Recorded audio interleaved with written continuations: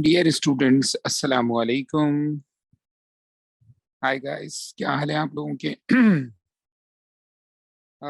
Students, अल्हम्दुलिल्लाह सबसे पहले मैंने आपको एक लिस्ट लिखवाई थी कि जिसके अंदर मैंने बताया था आपको कि हम कौन कौन सी टॉप बेसिक चीज़ें करेंगे जिससे हमारी अकाउंटिंग की फाउंडेशन मजबूत हो जाए। तो बेसिक अकाउंटिंग का ये आज दूसरा लेक्चर है। पहले लेक्चर में अल्हम्दुलिल्लाह हमने आपको व्हाट इज अकाउंटिंग का पूरा एक लेक्चर दिया। आज जो हम लेक्चर देने जा रहे हैं वो है अकाउंटिंग इक्वेशन। ठीक है स्टूडेंट्स, तो शुरू करते हैं अकाउंटिंग इक्वेशन लेक्चर नंबर 2। अल्हम्दुलिल्लाह हम लेक्चर नंबर 1 कर चुके हैं। अच्छा स्टूडेंट्स, लेक्चर नंबर 2 के अंदर अकाउंटिंग इक्वेशन पढ़ाने से पहले आपको मैं 5 पिलर्स ऑफ अकाउंटिंग है, somebody know what are 5 pillars of accounting? What are 5 pillars of accounting? कौन से हैं 5 pillars अकाउंटिंग के? What are 5 pillars of accounting? जी हाँ, आप सही सोच रहे हैं कि अकाउंटिंग के अगर हम देखें तो 5 पिलर्स हैं। उन 5 पिलर्स का सभी को पता है, इनकी मदद से हमें अकाउंटिंग इक्वेशन पढ़ना आसान हो जाएगी। सबसे पहला पिलर तो है स्टूडेंट्स एसेट्स।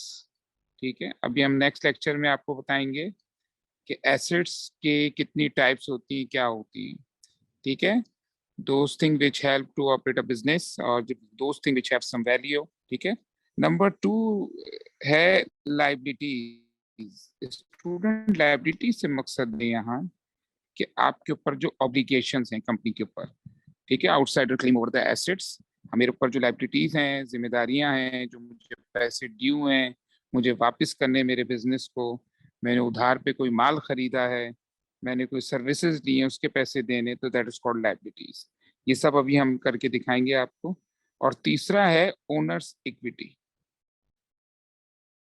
ओनर्स इक्विटी जिसको आप कहते हैं कैपिटल। ठीक है, इसको आप क्या कहते हैं? कैपिटल। अगर ये पार्टनर होगा तो ये पार्टनर इक्विटी हो जाएगा, पार्टनरशिप बिजनेस है कि आपके कारोबार के अंदर ओनर की कितनी मिल्कियत है, ओनर का कितना इन्वेस्टमेंट है। आइए नंबर 4 और 5 को लिखवाने से पहले हम बनाते हैं। अच्छा, फंडामेंटल अकाउंटिंग विषय तमाम स्टूडेंट्स को पता ही है कि S is equal to liabilities plus capital. ठीक है, फर्ज कीजिए बच्चों, आपके पास, आपकी कंपनी के पास $500,000 के एसेट्स हैं। कितने एसेट्स हैं आपके पास? $500,000 के। अच्छा, 500,000 के जो एसेट्स हैं आपके पास, उसमें मशीनरी होगा, कंप्यूटर्स होंगे, बिल्डिंग होगी, बहुत सारे कैश होगा, बैंक बैलेंस होगा, उन सब का टोटल है 500,000। आउट ऑफ 500,000 कुछ चीजें ऐसी हैं जो आपने खरीदी थी या बैंक से कर्जा लिया था, वो पैसे आपको देने हैं, जिसको अकाउंटिंग में कहते हैं लाइबिलिटीज। फर्ज करें आपके ऊपर 1 लाख रुपए की लाइबिलिटीज हैं, 100,000 की क्या है? लाइबिलिटीज हैं। अब आपसे एक सवाल किया जाए कि आपके पास 500,000 के एसेट्स हैं लेकिन उसमें 1 लाख की लाइबिलिटीज हैं, तो बताइए आपका मालिक का इन्वेस्टमेंट, आप कंपनी के ओनर की इन्वेस्टमेंट कितनी है बच्चों? $4 लाख। कितनी हो गई? $4 लाख।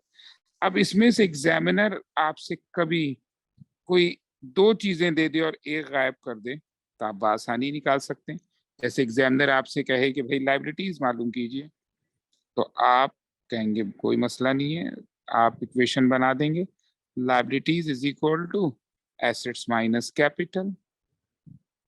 ठीक है, एसेट्स में से कैपिटल को माइनस कर देंगे। फर्ज करें एसेट्स थे आपके पास $500,000 के और लाइबिलिटीज थी और कैपिटल था आपका बेटा 400,000 का। तो क्लास के तमाम स्टूडेंट्स बताइए कि आपके पास लाइबिलिटीज कितने की हुई? जी हाँ, आपकी लाइबिलिटीज $100,000 की हुई। ठीक है। अच्छा, हो सकता है एग्जामिनर कभी आपसे कहे कैपिटल निकालने, तो जरा सोच, कैपिटल की क्या इक्वेशन होगी बेटा? जी हाँ, कैपिटल निकालने के लिए capital is equal to owners equity is equal to assets minus liabilities. अब मेरी कंपनी के पास $500,000 के एसेट्स थे, जिसके अंदर मेरी ऑब्लिगेशंस या उधार की चीजें या उधार जो मुझे देना है वो $100,000 देना है। तो क्लास के तमाम स्टूडेंट्स बताइए, कंपनी ओनर कितने की है बेटा? जी हाँ, कंपनी ओनर है, कंपनी मालिक है। इस कंपनी का जो मालिक है वो, उसका कैपिटल कितना है? 400,000। ठीक है बेटा। आप, आई होप के तमाम स्टूडेंट्स के ये बात बेटा समझ में आई होगी। ठीक है। आपको एसेट समझ में आ गया, आपको लायबिलिटीज समझ में आ गया। एसेट जिसमें एसेट्स से मकसद दोस्त thing you have to operate a business, जो आप कारोबार चलाने के लिए आपके पास मौजूद हो। अच्छा, ये तो हो गए मेरे बच्चों 3 पिलर्स। एसेट्स हो गया, लायबिलिटीज हो गया, और ओनर्स इक्विटी हो गया। ये 3 पिलर्स या ये 3 अकाउंट, ये स्टेटमेंट ऑफ फाइनेंशियल पोजीशन जिसको आप बैलेंस शीट कहते हैं, ये उसके आइटम भी होते हैं। Statement of financial position. अब हैं दो मेन आइटम, दो मेन अकाउंट, दो मेन पिलर, जिनकी मदद से आप प्रॉफिट और लॉस निकालते हैं, जिनको आप कहते हैं रेवेन्यू, और जिनको आप कहते हैं एक्सपेंसेस। जिनको आप कहते हैं क्या? एक्सपेंसेस। ठीक है। रेवेन्यू से मकसद बेटा यहाँ इनकम है, और एक्सपेंसेस उन इनकम को कमाने के लिए हमें एक्सपेंस करने पड़ते हैं। मिसाल के तौर पर, अगर आप कोई स्कूल रन कर रहे हैं, तो स्कूल की जो फीसेस आ रही हैं वो उस इदारे की रेवेन्यू है, और बाकी जो आप उसका रेंट, यूटिलिटीज वगैरह दे रहे हैं वो उसके एक्सपेंस हैं। और इन दोनों का जो डिफरेंस है वो प्रॉफिट या लॉस होता है, वो प्रॉफिट या लॉस होता है। आइए दो इक्वेशंस की मदद से आप किस कॉन्सेप्ट को समझाते हैं, आप किस कॉन्सेप्ट को। तो याद रखिएगा, बहुत ही बेसिक तरीके से समझा रहा हूँ, ताकि जो साइंस बैकग्राउंड के स्टूडेंट्स हैं या जो फर्स्ट टाइम अकाउंटिंग पढ़ रहे हैं, उनको किसी किस्म की कोई परेशानी ना हो। बहुत ही आसान अल्फाज, आसान मिसालें बिल्कुल। प्रॉफिट और लॉस अगर निकालना हो, तो profit is equal to revenue, आपकी जो इनकम है बेटा उसमें से माइनस कर देंगे एक्सपेंसेस। ठीक है। फर्ज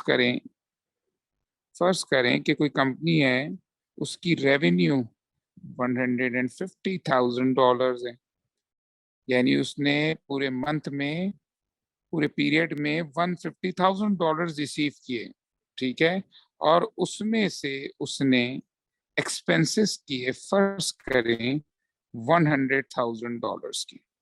आगे चल के मैं आपको अभी नेक्स्ट लेक्चर में बताऊंगा कि कौन सी रेवेन्यू और कौन से एक्सपेंस होते हैं। ठीक है। अब आपसे सवाल ये है तमाम स्टूडेंट से कि 150,000 में से 100,000 निकालेंगे तो आपको 50,000 का प्रॉफिट हो जाएगा। आपको 50,000 का स्टूडेंट्स क्या हो जाएगा? प्रॉफिट। लेकिन जरा एक बात बताएं, सम टाइम आपको लॉस भी तो हो सकता है। तो अब उस लॉस में क्या होता है, आइए वो भी देख लीजिए।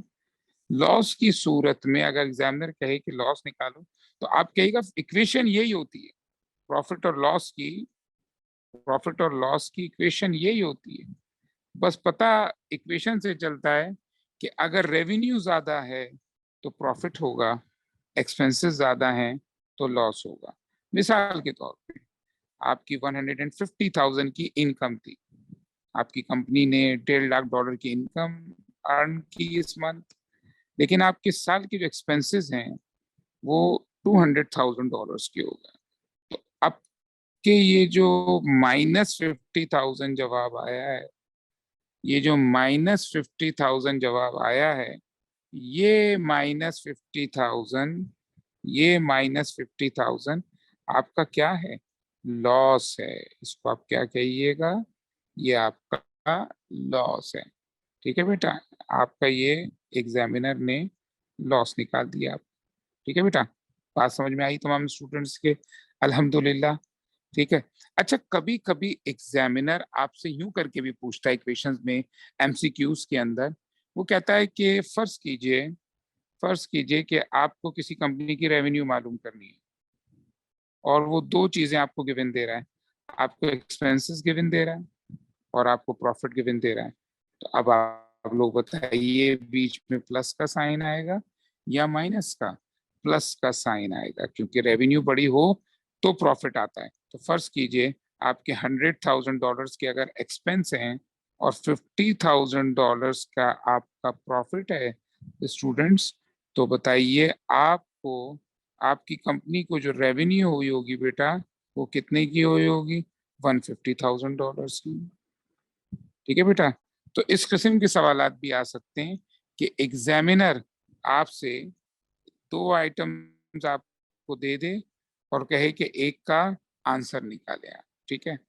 आई होप स्टूडेंट्स आपके बात समझ में आई होगी। क्विक रिकॉल कर लेते हैं। बताइए, अकाउंटिंग इक्वेशन के कॉन्सेप्ट में हम आपसे पूछें कि अकाउंटिंग के पिलर्स कितने हैं, तो आप कहेंगे 5 पिलर्स हैं। फंडामेंटल अकाउंटिंग इक्वेशन क्या है अगर आपसे पूछा जाए, तो आप कहेंगे कि asset is equal to liabilities plus capital. ठीक है। और अगर कभी लायबिलिटीज मालूम करनी हो तो एसेट्स माइनस कैपिटल, और अगर कभी कैपिटल आपको मालूम करना हो तो एसेट माइनस लायबिलिटीज। प्रॉफिट मालूम करने के लिए रेवेन्यू में से एक्सपेंस माइनस करते हैं, लेकिन याद रखिएगा प्रॉफिट की सूरत में रेवेन्यू ज्यादा होगा, एक्सपेंसेस कम होंगे। लेकिन लॉस की सूरत में स्टूडेंट्स आपके एक्सपेंसेस ज्यादा होंगे और आपकी इनकम या रेवेन्यू कम होगी। ठीक है, जैसे कि आप एग्जाम्पल नंबर 6 में देखें। तो अल्हम्दुलिल्लाह अकाउंटिंग इक्वेशन की ये 5-6 मिसालें देकर मैं समझता हूँ कि आपकी अकाउंटिंग इक्वेशन का कॉन्सेप्ट क्लियर हो गया होगा। अल्हम्दुलिल्लाह ये छोटे छोटे 2 लेक्चर हो गए। अकाउंट व्हाट इज अकाउंटिंग हो गया, व्हाट इज अकाउंटिंग इक्वेशन है इसके। अब मैं आपको नेक्स्ट लेक्चर सेंड करूंगा, वो है क्लासिफिकेशन ऑफ अकाउंट। ठीक है बच्चों, अपने सर तौसीफ शाह को इजाजत दीजिए। इंशाल्लाह नेक्स्ट लेक्चर के साथ मुलाकात होगी। अस्सलाम वालेकुम।